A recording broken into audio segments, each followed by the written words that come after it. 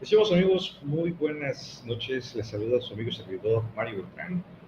En esta ocasión, pues con el primer programa, El Sentido Fiscal, a través de la plataforma de Census, Consultoría y Capacitación. Es un gusto para mí estar con todos ustedes compartiendo el tema del día de hoy relativo a los puntos finos del sector primario para este 2018 respecto a su declaración anual y por supuesto también para efectos de lo que es el ejercicio fiscal de 2019. Vamos a hacer aquí algunos comentarios, algunas consideraciones que, bueno, nos van a servir para ese cierre fiscal. Antes de iniciar, tenemos que hacer un recordatorio muy importante respecto a este tipo de contribuyentes que para este ejercicio fiscal 2019, al día de hoy, 9 de enero, no tenemos publicada la resolución de facilidades administrativas para el ejercicio 2019. Muy importante, estimados compañeros, la resolución del 2018 tiene una vigencia de fecha 31 de diciembre del 2018. Hoy, a 9 días, no tenemos las facilidades administrativas y eso, desde luego, hace complejo el cumplimiento.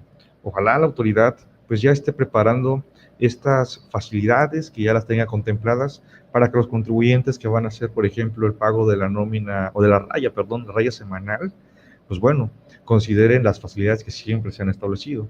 Esa deducción de gastos menores también que establece la resolución, hay que respaldarla, hay que sustentarla, pero no depende de ti o no depende de mí, sino que depende propiamente de la autoridad, en este caso del Servicio de Administración Tributaria. Ahora, cuando nosotros hablamos del régimen fiscal de las personas físicas y morales que se dedican a actividades agrícolas, ganaderas, silvícolas y pesqueras, tenemos que distinguir algo muy, pero muy importante, estimados amigos. ¿Cuál? ¿O cuáles son estos puntos? Bueno, es un tratamiento especial, es un tratamiento diferente que se encuentra ubicado en el título segundo de las personas morales. Y hablar de las personas morales es como cuando teníamos aquel eh, régimen simplificado, ¿no? Que también ahí estaban las personas físicas. Y este 2014, cuando se da a conocer la nueva ley del impuesto sobre la renta, pues bueno, se nos da a conocer el mecanismo de tributación, algo totalmente diferente, que hasta el día de hoy tiene ahí algunas lagunas, que es lo que quisiéramos comentar, de manera que tú tengas una reserva, ¿sí?, de su aplicación para tu declaración del ejercicio. Partimos que el artículo 74 de la ley nos establece que es la obligación de tributar para estos contribuyentes, cuando dice deberán cumplir con sus obligaciones fiscales en materia del impuesto sobre la renta, conforme al régimen establecido en el presente capítulo. Y cuando hablamos de capítulo, nos estamos refiriendo al capítulo octavo del título segundo. Te comentaba, personas morales. Los siguientes contribuyentes. ¿De qué contribuyentes estamos hablando? Bueno, hablamos en primer lugar de fracción primera, las personas morales de derecho agrario, las sociedades de producción rural, las sociedades que estén de acuerdo a la ley agraria, que se dediquen exclusivamente a actividades agrícolas, ganaderas o silvícolas, las sociedades cooperativas de producción y las demás personas morales que se dediquen exclusivamente a dichas actividades. Eso es muy importante que tú y yo lo tengamos en cuenta, personas morales de derecho agrario que tengan estas actividades. La fracción segunda también nos dirá otro grupo de contribuyentes que deben tributar. No pierdas de vista ese artículo 74 de la ley del impuesto sobre la renta, que nos dice deberán, no es una opción. Y vamos a estar contraponiendo lo que dispone el artículo 74 con para contribuyentes del régimen de incorporación fiscal. Pero bueno, estoy con la fracción segunda y nos dice, deberán cumplir con sus obligaciones las personas morales que se dediquen exclusivamente a actividades pesqueras, así como sociedades cooperativas de producción que se dediquen exclusivamente a dichas actividades. Observa cómo la fracción primera y la fracción segunda nos están refiriendo o nos están diciendo propiamente a personas morales. Pero el tema controversial que tal vez tú tienes en lo general y en la mayoría es la fracción tercera, porque del mismo modo nos dice, deberán de cumplir con sus obligaciones las personas físicas que se dediquen exclusivamente a las actividades agrícolas, ganaderas, silvícolas o pesqueras. Entonces, cuando tú vas a iniciar hoy 2019 a tributar, tienes que ver si estás en la obligación del deber o si vas a presentar tu declaración del ejercicio del 2018, tienes que ver que los beneficios que tomaste, como cuáles, la exención del impuesto sobre la renta, la reducción del impuesto y las facilidades administrativas te corresponden, porque de acuerdo a la ley y de acuerdo a la resolución, le aplican a aquellos contribuyentes que tributen en el título segundo, capítulo octavo de la ley del impuesto sobre la renta.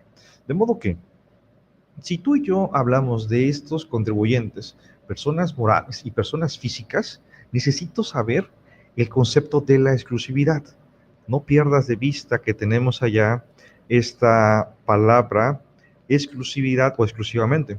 Y el mismo artículo 74 nos distingue algo muy importante cuando a la letra dice, se consideran contribuyentes dedicados exclusivamente a las actividades agrícolas, ganaderas, pesqueras o silvícolas, aquellos cuyos ingresos por dichas actividades representan cuando menos el 90% de sus ingresos totales, sin incluir los ingresos por las enajenaciones de activos fijos o activos fijos y terrenos de su propiedad que hubiesen estado afectos a su actividad. Pudiéramos decir en este orden de ideas, si el contribuyente que es persona moral o persona física que se dedica a la agricultura, ganadería, silvicultura y pesca, tiene la exclusividad, esto es, el 90% de ingresos del sector primario, entonces debe tributar en el título segundo, capítulo octavo de la ley del impuesto sobre la renta. Y con ello tiene el beneficio de la exención, tiene el beneficio de la reducción del impuesto y, como te decía anteriormente, el tratamiento de las facilidades administrativas.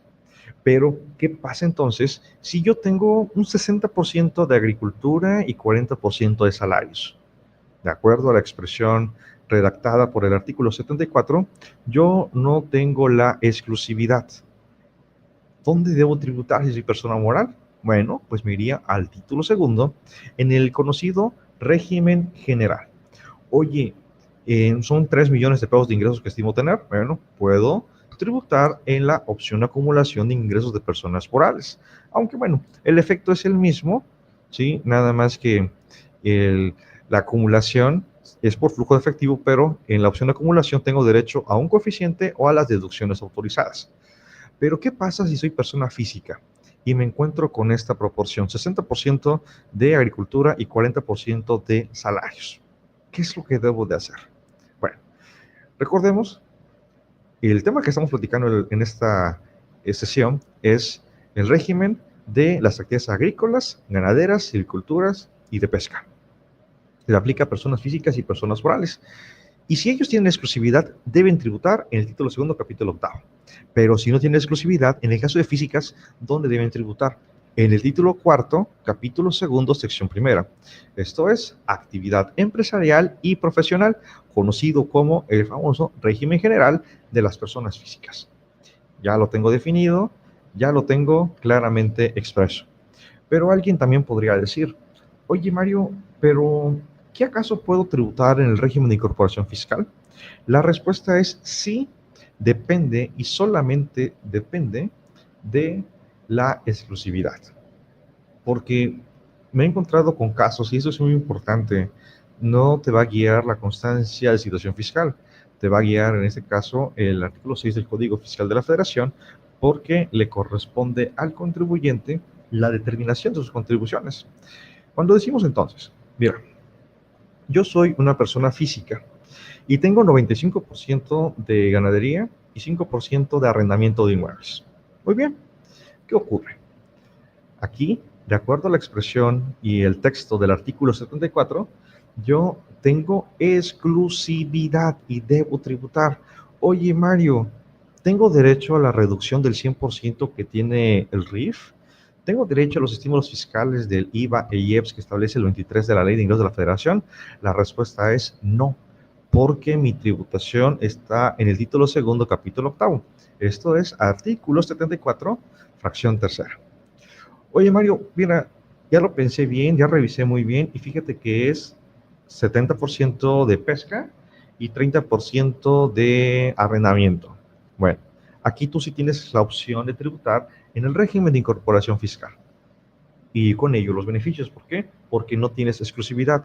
Y recordemos, el RIF es un régimen opcional, no es un régimen obligatorio. Esto entonces, cuando comparto con los colegas a nivel de cursos y a nivel de asesorías, les comento, no podemos hablar del tratamiento específico de estos contribuyentes del sector primario si no parto del concepto de la exclusividad. Una exclusividad que tiene que estar bien, pero bien definida. Acuérdate, por lo menos el 90% de los ingresos del sector primario. Ahora, ¿qué es lo que yo gano con esta exclusividad? Hemos platicado, ¿no? El beneficio de la exención del no pago del impuesto sobre la renta, el beneficio de la reducción del impuesto sobre la renta y las facilidades. Cuando tú y yo hablamos de los ingresos, recordemos que de acuerdo a la ley del impuesto sobre la renta, yo tengo que determinar pagos provisionales mensuales. No obstante, la resolución de facilidades administrativas establece que puedo efectuar pagos semestrales. Ley mensual, resolución de facilidades, pagos provisionales semestrales. Entonces, yo obtengo ingresos del periodo. Recordemos, el mismo artículo 74 nos habla que la acumulación será con base al artículo 106 de la Ley del Impuesto sobre la Renta. Esto es los ingresos efectivamente percibidos y las deducciones efectivamente realizadas o erogadas. Y con ello, entonces, yo tendré una utilidad o una base del impuesto, tanto en los pagos provisionales como en la declaración del ejercicio. El punto medular es, ¿qué hago con el tratamiento de los ingresos exentos?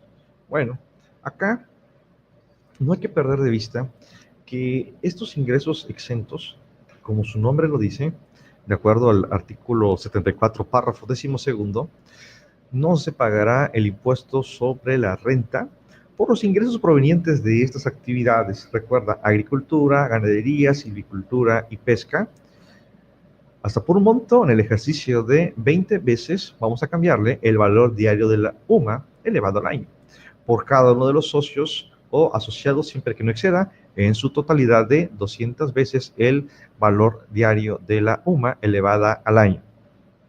Una persona moral, para efectos de aplicar su exención, pues necesita forzosamente determinar este valor de la exención, que podría convenir o no. Va a depender mucho del monto de tus ingresos, del monto de tus deducciones, porque no olvides que existe un artículo 28, fracción segunda, de la Ley del Impuesto sobre la Renta, que nos dice que no serán deducibles los ingresos, pero no serán deducibles los gastos e inversiones en la proporción que representen los ingresos exentos respecto de la totalidad de ingresos del contribuyente. Y esto, desde luego, resulta interesante, puesto que tengo un no deducible de todas las deducciones que yo obtuve en un ejercicio o en un periodo provisional mensual o semestral, de todas las deducciones. ¿Qué es lo que va a ocurrir? No será deducible en su totalidad, puesto que se estaría aplicando el artículo 28, fracción segunda de la Ley del Impuesto sobre la Renta. Esto con personas morales. Las personas físicas tienen una exención en este sentido de 40 veces el valor diario de la unidad de medida y actualización elevada al año. Igual, mismo tratamiento. Si estamos en el título cuarto, capítulo segundo, sección primera, recuerda que hay una correlación de que los no deducibles de personas morales también aplicarían para personas físicas. ¿Y en función a eso? Bueno, yo necesito también conocer que hoy existen dos valores de la UMA. Una que le va a corresponder a enero de 2019 y otra de febrero a diciembre también de 2019.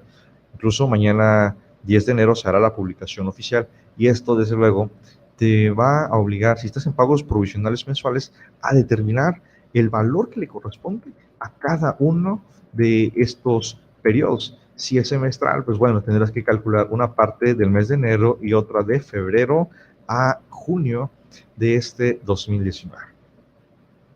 Y bueno, con esto tú necesitas determinar hasta este punto y hasta este momento el valor que le corresponde a esa exención.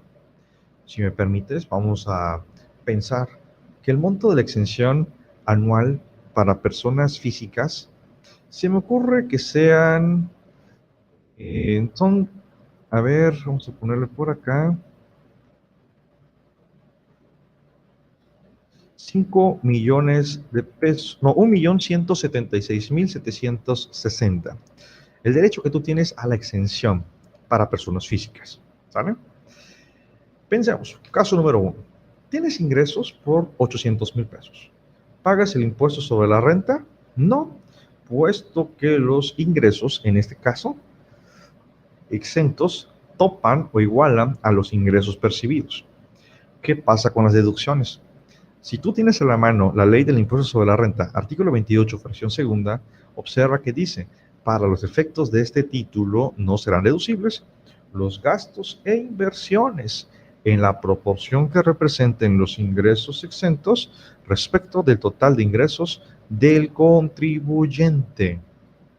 Observa cómo no dijo las deducciones en su conjunto, sino que se refirió a los gastos y a las inversiones.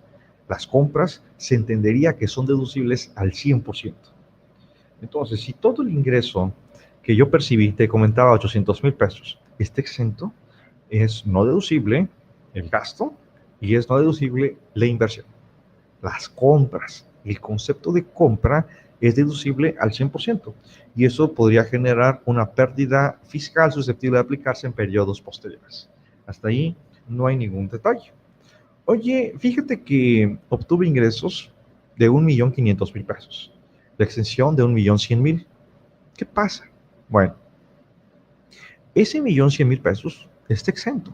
No paga el impuesto sobre la renta, pero los 400,000 pesos que por ahí nos están sobrando, ¿qué tratamiento van a tener?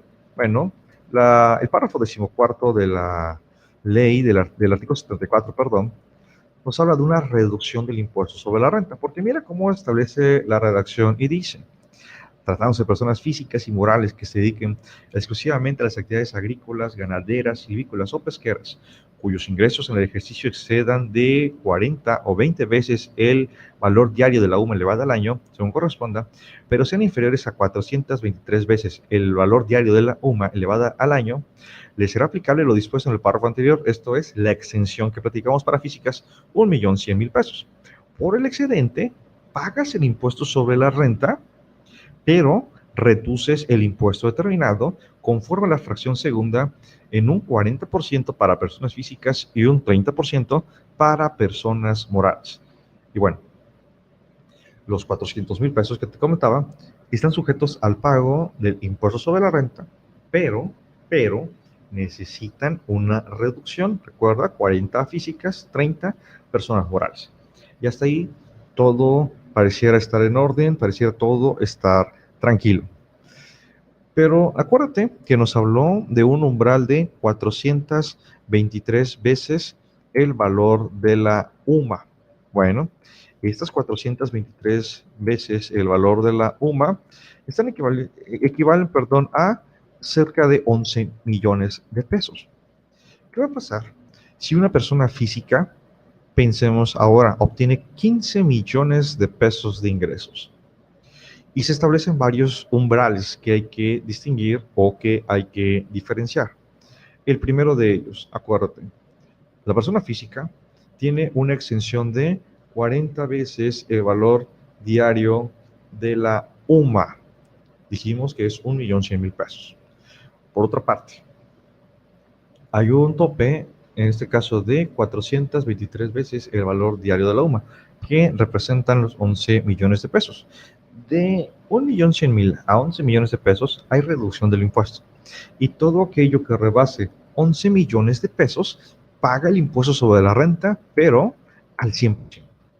Ahí no hay distinción, ahí no pasa absolutamente nada. Entonces observa cómo tenemos tres umbrales. El primero, exención. El segundo, reducción. Y el tercero, sin beneficios fiscales. Esto lo tienes que tener muy, pero muy en cuenta, muy definido ahora en tu cierre fiscal para efectos de tu declaración anual del 2018. Y si vas a iniciar operaciones en 2019, también tómalo en cuenta. Porque alguien me podrá decir, bueno, Mario, es que mira, yo soy persona física y estimo tener ingresos de 1.500.000 pesos. ¿Qué me sugieres? ¿Debo tributar en el título segundo, capítulo octavo, esto es el régimen del sector primario, o puedo irme a RIF? Bueno, si es el 100% de tus ingresos, no tienes opción. Te vas al régimen del sector primario, agricultura, ganadería, silvicultura y pesca. Oye, quiero estar en el RIF. Entonces, necesitas provocar, romper o salir de la exclusividad. 80-20, adelante. No te obligan y puedes estar en el régimen de incorporación fiscal.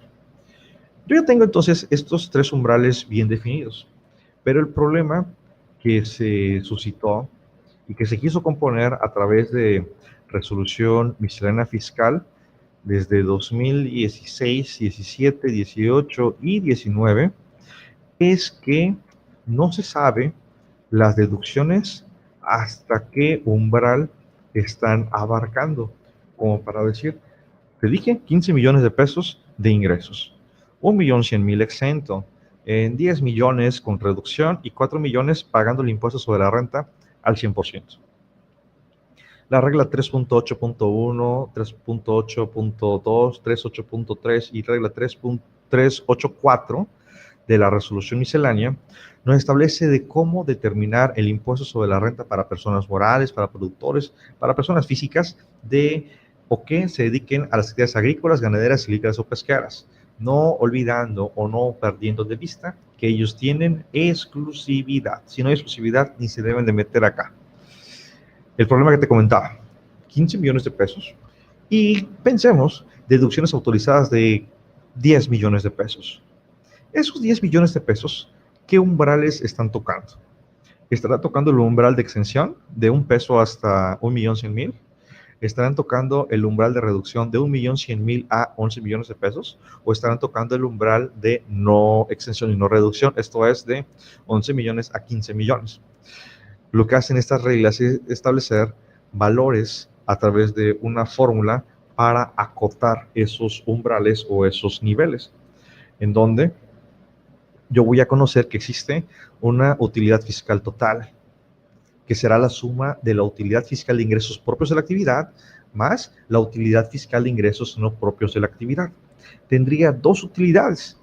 UFIPA, así le llama la resolución miscelánea, que equivaldría al 90% por lo menos de actividades del sector primario. UFIMPA equivaldría cuando mucho, el 10% de otras actividades. Y UFIPA y UFIMPA, pues tienen tratamientos diferentes. ¿Por qué? Bueno, UFIPA, en su determinación, y tú lo puedes ver nuevamente, regla miscelánea, la 3.8.1 y la regla 3.8.2, punto 3 y punto 4. UFIPA nos dice en primer lugar que voy a tomar los ingresos propios de la actividad, te dije 15 millones de pesos, menos los ingresos exentos propios de la actividad. Pues, te dije, vamos a redondearlo, 1 millón. El resultado nos queda 14 millones de pesos. Menos las deducciones autorizadas, pero estas las tengo que multiplicar por la proporción de no deducibilidad. ¿Cómo se determina? Bueno, los ingresos exentos propios de la actividad entre ingresos totales nos va a dar la proporción de no deducibilidad. ¿Cómo conozco la parte deducible? La unidad menos esta proporción de no deducibilidad y lo multiplicaré por las deducciones autorizadas de ingresos propios de la actividad. Pero esta disposición contraviene a lo que expresó el artículo 28, fracción segunda, de la Ley del Impuesto sobre la Renta. Porque recuerda, dijo, no serán deducibles los gastos e inversiones. Y la resolución miscelánea está tocando las deducciones autorizadas en general, incluidas las compras. Por ello, es muy importante que tú puedas separar el rubro que le corresponde. Con esto, si me permites la expresión, yo tengo las deducciones autorizadas de ingresos propios de la actividad netos. ingreso gravable menos deducciones autorizadas netas menos la PTU que le corresponda a los ingresos del sector primario menos la pérdida fiscal que le corresponda al sector primario. Y eso me da UFIPA, utilidad fiscal de ingresos propios de la actividad. Y por otra parte, he de determinar UFIMPA, utilidad fiscal de ingresos no propios de la actividad. Y la determinación es similar. Sin embargo, aquí hay una injusticia por parte del SAT de la siguiente manera. Me dice, tomarás los ingresos no propios de la actividad, pensemos arrendamiento, menos las deducciones autorizadas de ingresos no propios de actividad. Te gusta el 35% como deducción opcional por la proporción de deducibilidad. ¿Cómo la determinamos? La unidad menos el ingreso exento propio de actividad entre el ingreso total, menos la PTU que le corresponda a los ingresos no propios, menos pérdidas fiscales que le correspondan a ingresos no propios. Aquí el detalle que tenemos, y es importante revisar, estimado amigo que nos acompañan en este programa El Sentido Fiscal, de su servidor amigo Mario Beltrán, en la sala de Census, Consultoría y Capacitación, es que ocurre lo siguiente. Hablamos de ingresos no propios de la actividad.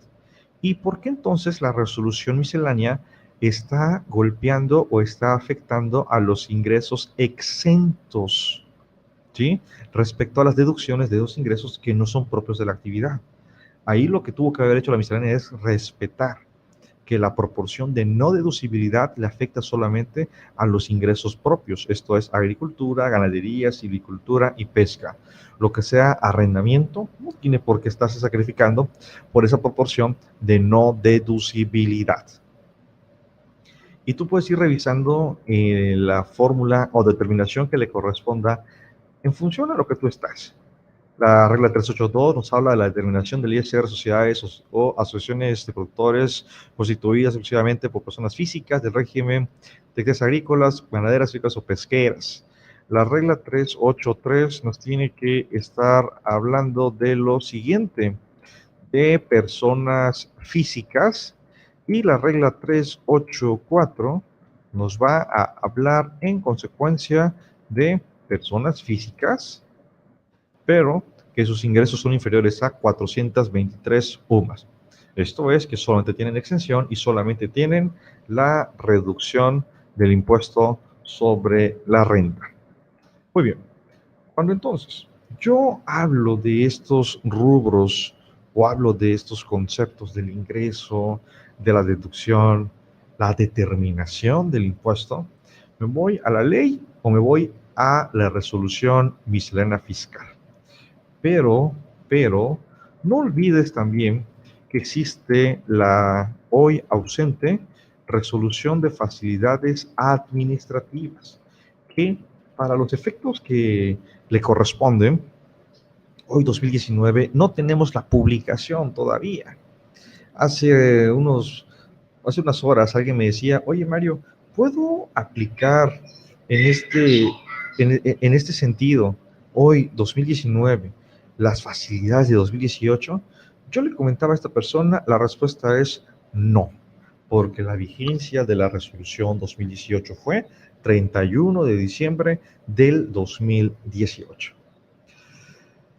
Estas reglas de la resolución de facilidades administrativas pues son ya conocidas por algunos, que estamos en la práctica contable, estamos en la práctica de la asesoría. Sin embargo, aquí la regla 1.2 nos habla de que podemos pues efectuar esas deducciones opcionales que no tienen todos los requisitos establecidos por el Código Fiscal de la Federación. Sin embargo, nos habla de varios requisitos. Nos dice la regla 1.2, podrán deducir con documentación comprobatoria que al menos reúna los requisitos establecidos en la fracción tercera de la presente regla. La suma de las erogaciones que realicen por concepto de mano de obra, de trabajadores eventuales del campo, alimentación de ganado y gastos menores, hasta por el 10% del total de los ingresos propios, sin exceder de 800,000 pesos, siempre que para ello cumplan con lo siguiente. Y nos vienen varios requisitos que tú también tienes que considerar. Recuerda, no son obligatorias, son opcionales. Y si te las están regalando careciendo de requisitos, yo creo que hay que tomarlo. Nada más que nos ponen ahí algunas consideraciones, porque a lo mejor, recuerda, el tope, 800,000 pesos o el 10% de ingresos propios. ¿Qué pasa si a lo mejor yo tuve ingresos de 10 millones de pesos? El 10%, pues sabemos que es 1 millón, y me están diciendo el 10%, el millón o 800, la cantidad que resulte menor. Claro, voy a tomar 800,000 pesos, pero los gastos menores ascienden a la cantidad de 900,000 pesos. Entonces, me diría la regla 1.2. En el caso de que la suma de las erogaciones exceda el 10% citado, dichas erogaciones se reducirán manteniendo la misma estructura porcentual de cada una de ellas. Necesito determinar por compra, por gasto, por inversión, el porciento que la representa, ¿sí? Y hacer el ajuste de estos gastos menores para conservar la deducción total de 800,000 pesos. Y también viene otro procedimiento ahí un tanto interesante, en donde para los gastos menores se necesita hacer una comparación respecto al ejercicio anterior. Y curiosamente, la comparación la haré con proporciones. Estas proporciones, desde luego, voy a tomar la menor para efectos de aplicárselo al monto total de los gastos menores. Y con eso tendré mano de obra reducida, alimentación de ganado si corresponde y los gastos menores. Nuevamente, tope máximo 800,000 pesos o el 10% de los ingresos, el que resulte en este sentido menor. También, por su parte, la regla 1.4 de esta resolución de facilidades administrativas nos habla de la retención del ISR a trabajadores eventuales del campo. Dice que en lugar de aplicar las disposiciones correspondientes al pago de salarios, podrán enterar el 4% por concepto de retenciones del ISR correspondiente a los pagos realizados por concepto de mano de obra, siempre que los pagos efectuados a cada trabajador eventual del campo no excedan al día de 160 pesos, en cuyo caso deberán elaborar y presentar hasta el 15 de febrero de 2019 una relación individualizada a dichos trabajadores que indique el monto de las cantidades que les son pagadas en el periodo de que se trate, así como del impuesto retenido. Además, deberá emitir el CFDI por concepto de nómina correspondiente. En función a esto, es lo que te comentaba, hoy 2019 esta facilidad no la tengo. No sucede como con la resolución general fiscal, que en un transitorio de las modificaciones se expresó que en tanto no se publique la resolución 2019, seguiré aplicando 2018, pero la resolución de facilidades administrativas no lo está contemplando de ninguna manera. Otra de las problemáticas que también se presentan es que algunos contribuyentes del sector primario, personas físicas, al momento de obtener su constancia de situación fiscal, simplemente aparecen sin obligaciones. Bueno, sucede que la regla 1.6 de la resolución nos establece que no estarán obligadas a presentar declaraciones de pago provisional y anual por los ingresos propios de su actividad, incluyendo declaraciones de información por las cuales no se realice el pago, así como la correspondiente al IVA. ¿Y quiénes son estos contribuyentes? Bueno, aquellos que no rebasan del valor de 40 veces el valor diario de la unidad de medida y actualización. Y así, cada una de estas reglas representa un beneficio. Es importante que ahora que estás en el cierre verifiques qué puedes rescatar. Estas deducciones son opcionales, valga la expresión, te las están obsequiando, te las están regalando. Así que no escatimes la posibilidad de que las puedas incluir en tu cierre fiscal de persona física o persona moral del sector primario. Pues bien, amigos, estamos llegando al final de esta transmisión de su programa El Sentido Fiscal a través de la sala de capacitación de Census Consultoría y Capacitación. Los vamos a estar saludando cada 15 días para compartirles un tema de interés, un tema de utilidad para todos ustedes. Deseando que tengan un excelente día. Y quiero también mencionar, el programa del día de hoy fue grabado el día 9 de enero de 2019. Deseando que tengan un excelente día, te envío un cordial saludo desde la ciudad de Tapachula, Chiapas. Hasta pronto.